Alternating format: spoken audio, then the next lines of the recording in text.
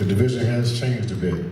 The heavyweights from yesteryear, they were smaller, but now every heavyweight you have now out here is 230, 250 pounds, 6'5", 6'6", 6'7", 6'9". It's an incredible time for boxing to have all these guys here fighting strong fights, fighting each other, and making this division once again what it used to be. The heavyweight division is still the biggest, most powerful division in boxing. It always will be. Everyone wants to see the big guys throw those big blows. You got Deontay Wilder, big puncher, the biggest puncher in boxing history, and you got Tyson Fury, one of the best boxers out there in boxing history as well. February 22nd, you're going to see an exciting fight. I don't know what else to really say about it. I'm happy to be training here with Tyson Fury. It's been about 10 years since we trained together. He trained with me and my uncle Emmanuel, and I'm here competing when Emmanuel started. Thank you. Thank you, Sugar Hill. Now we're going to hear from the other side, the co-manager of Deontay Wilder. Please welcome International Boxing Hall of Famer Shelley Finkel. Cool, Shelley. I think it's pretty obvious that I like this man over here. When he tried to tell us we picked a light fighter, he knew. I knew he wasn't. But also I do care about him.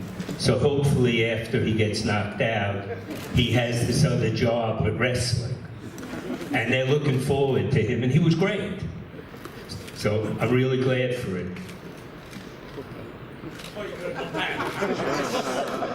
Shelley! You overshadow me. Come on. I'll go easy.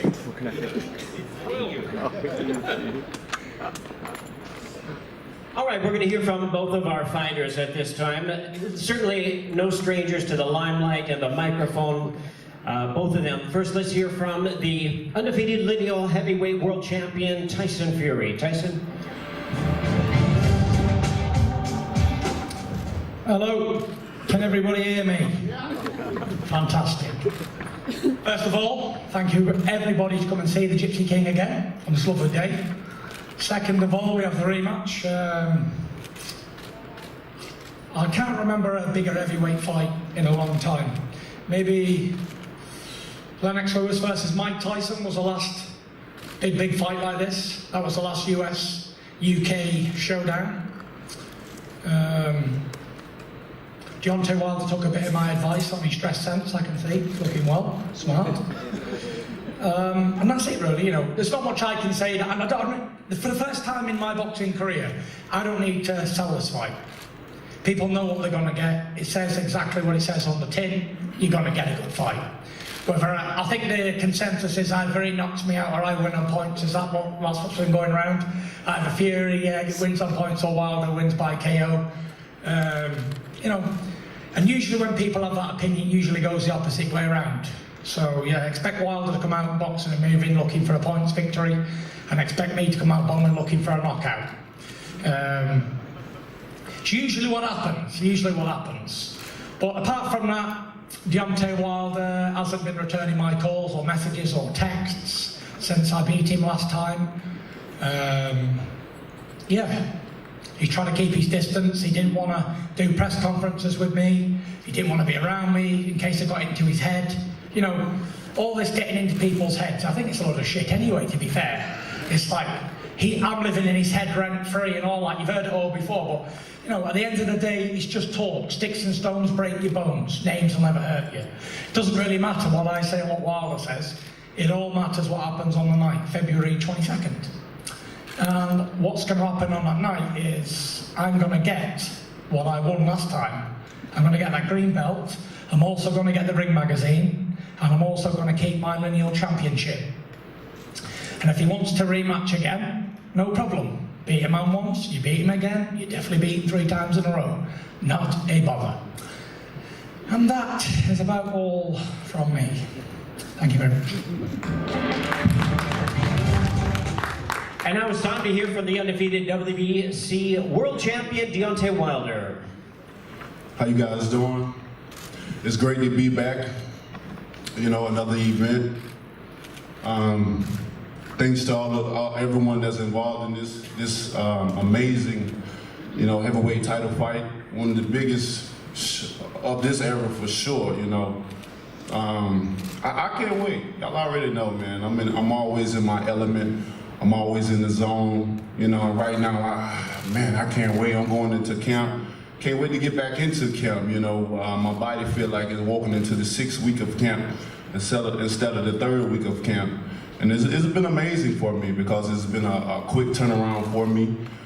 Usually I'm months and months and months at a time before I have another fight, but I'm still coming in shape. You know, I always say I put shape on top of shape, but this time around I'm putting shape on top of shape on top of shape. You know, and it allowed me to prepare, you know, even harder, even more for him. And we all know rematches, I'm always sharp because I've been in there with them before. I understand what they're capable of doing and what they're planning on doing and what they did in the fight, and I take away from that and I bring it to camp for me. So I'm prepared more than ever for this fight. I knocked him out the first time. I told Fury 2 years ago that I was going to baptize him, and I did just that. You know, rising up is part of the baptism. I told her he was going to go timber, and he did just that. But this time around, it's a different story. This time around, this is called unfinished business. This point in time, he won't be able to get up. And since he's in WWE, I'm gonna make sure he go right out the ring. And I might get on the top of the bucket of the rope and come down with a flying elbow kick. Who knows? Who knows? But I can't wait for this fight. This is gonna be an exciting fight like it was the first time. I think the controversial decision that the referee gave him, you know, I think it helped this out for the second time around. You know, them not wanting a quick rematch. I think they helped this out the second time. Definitely made it bigger. You know, we had 2 warm-ups. Mine was a lot more dangerous than his. You know, he played it safe in the playground. While I went onto the mountaintop and climbed it. 2 different fighters, 2 different times, 2 different paths. You know, one just want to survive me, I'm building for legacy. One go around and talk about he have a lineal title, something that's make-believe and fake. He come around and even have events that go 12 rounds with no belt on him, but the one that holds his pants up now. That's the only thing. But February 22nd, that lineal bullshit, it ends there. It ends with him. He need validation from the people. He needs some type of inspiration, some type of motivation to feel like he beat me such a wide margin that he did, when you know he didn't. And if so, why so many trainers? Why so many rotations? He rotating trainers like he do his draws. Every day changing. Firing, hiring.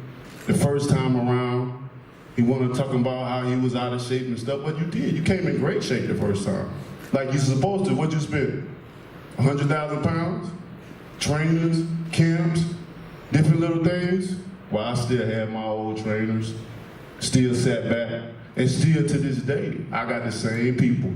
You don't see me firing no one. You don't see me bringing no one on if you're supposed to be such this great fighter. You know? And I was supposed to be this guy that don't have no skills. But we see who's more concerned than others. Because when you have power, there's no way around it. You can't prepare for that. You can't prepare for that.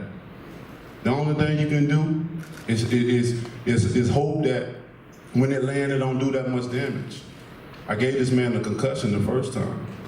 He don't even know how he got on the ground, nor do he know how he got up. And ladies and gentlemen, that is a concussion. And that been dealing with him for the remaining of the fight since the last fight. He's been thinking about that over and over and over, and the only way he can promote himself with that fight is him getting up off his back.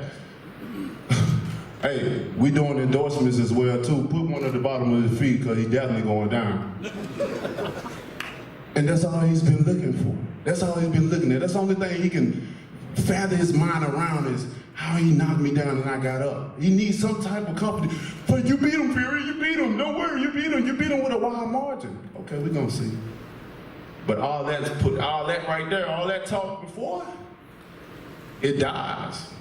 It's dead.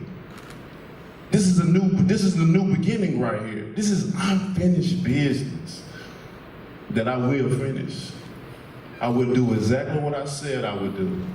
I'm gonna knock him out. Like I told him, I'm the lion, I'm the king of the jungle.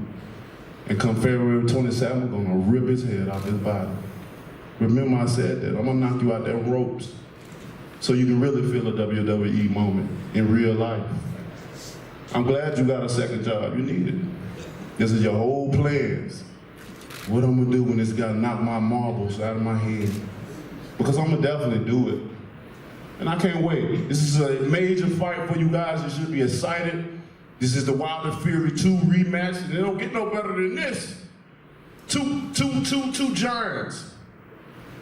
Two champions putting their life on the line for others' entertainment. From a distance of places. He's from all the way over the pond. And I'm from here. Two guys putting their energy in the ring just to see who is the king.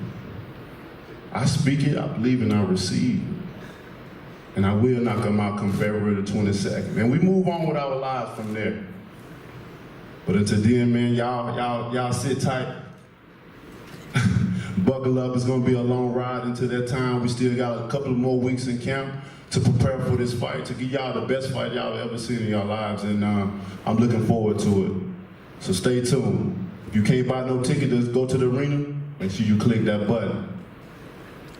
Till then, I can't wait, baby.